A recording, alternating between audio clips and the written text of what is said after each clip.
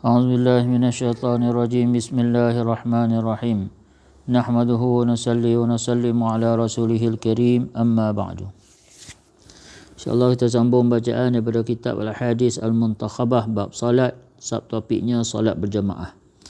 An Abi Hurairah radhiyallahu anhu qala yaqul, daripada Abu Hurairah radhiyallahu anhu dia berkata, man tawadda'a fa ahsana wudu'ahu, sesiapa yang berwuduk dan ia memperelokkan wuduknya, summa kharaja 'amidan ila salati, kemudian dia keluar, dia keluar semata-mata untuk pergi solat, fa innahu fi salatin, maka sesungguhnya dia terus menerus mendapat pahala solat. Ma kana ya'midu ila salati, selagi mana dia berkekalan dalam tujuan tersebut.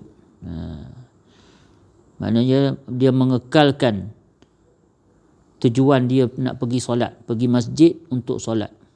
Wa innahu yaktabu lahu bi ihda khutuwaihi hasanatan, dan bahawasanya dituliskan baginya bagi setiap langkah dia satu hasanah. Wa yumha anhu bil ukhra sayyi'atan, dan dia langkah satu lagi akan dihapuskan baginya satu keburukan, satu dosa. Fa iza sami'a ahadukumul iqamah, apabila seseorang daripada kamu telah mendengar iqamat dilaungkan, fala yas'a, jangan kamu tergesa-gesa. Bila dengar iqamah maknanya kita ni pergi masjid nak solat, berjalan-jalan kita dengar sudah iqamat, maka kata Nabi sallallahu alaihi wasallam, jangan kamu berlari, jangan kamu yas'a. Fa inna a'dhamakum ajran ab'adukum daran, yang sesungguhnya yang paling besar pahalanya ialah orang yang paling jauh rumahnya daripada masjid. Qalu, maka anak murid dia bertanya, lima ya Aba Hurairah, kenapa wahai Abu Hurairah?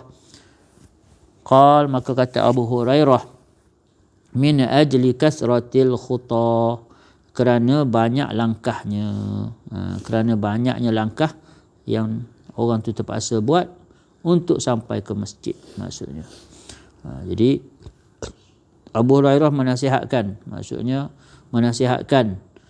pada murid-murid dia pada masa tu bahawasanya kita ambil semayang dengan niat kat rumah lagi.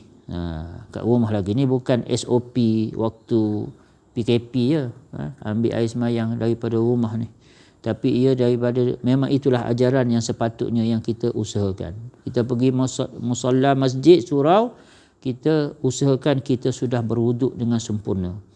Jadi siapa-siapa yang berwuduk dan memperelokkan wuduk dia, kemudian dia pergi semata-mata untuk menunaikan solat di masjid tadi, di surau tadi, maka selama mana dia dah bergerak itu, selama itu dia seolah-olah sudah dalam keadaan solat. Pahala solat tu dah bermula, meter pahala solat tu dah bermula. Bahkan bagi setiap langkah dia, satu langkah dia langkah diberikan pahala, dan satu langkah lagi dihapuskan satu kesalahan, satu dosa dia. Jadi ni keuntungan seorang yang pergi ke masjid. Hari ni kita tak dapat pergilah sebab PKP. An Abi Hurairah radhiyallahu anhu qala Abu Qasim sallallahu alaihi wasallam, idza tawadda'a ahadukum fi baitihi thumma atal masjida kana fi salatin hatta yarji', fala yaqul hakadha wa shabbaka baina asabi'ih, rawahul Hakim. Yang tadi hadis riwayat Imam Malik, yang ni hadis riwayat Imam Hakim.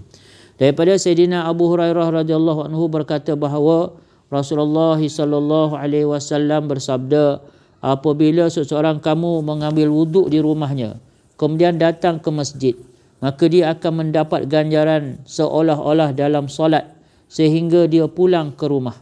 Dan janganlah dia lakukan begini, yakni Rasulullah SAW telah menyilang antara dua jari kedua-dua tangan baginda. Mana dia buat macam ni? Mana bila kita dah pergi semayang ni, sedang menuju ke masjid pun kita jangan duk main jari kita, duk main masuk jari. Sebab apa? Keterangan dia kat sini, dia kata sebagaimana perbuatan menyilang jari-jari kedua-dua tangan dalam solat tidak baik, dan melakukan perbuatan tersebut tanpa apa-apa sebab bukanlah satu perbuatan yang disukai. Demikian juga seseorang yang telah berwuduk di rumahnya dan datang ke masjid dengan niat untuk bersolat, maka tidak patut juga baginya melakukan sedemikian, kerana dia seolah-olah berada dalam solat, disebabkan pada masa itu dia mendapat ganjaran bersolat sebagaimana yang telah terjelas dalam riwayat-riwayat yang lain.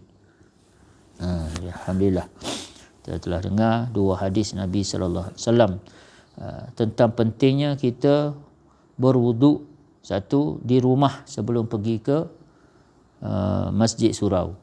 Yang keduanya, kita faham daripada dua riwayat ini ialah bahawasanya orang yang turun daripada rumah dia nak pergi masjid untuk solat, setelah dia berwuduk dengan sempurna, maka dia tu terus sudah mendapat pahala-pahala orang yang bersolat. Meter pahala tu dah gerak dah, terus gerak kan. Inilah kemurahan Allah SWT pada kita ni.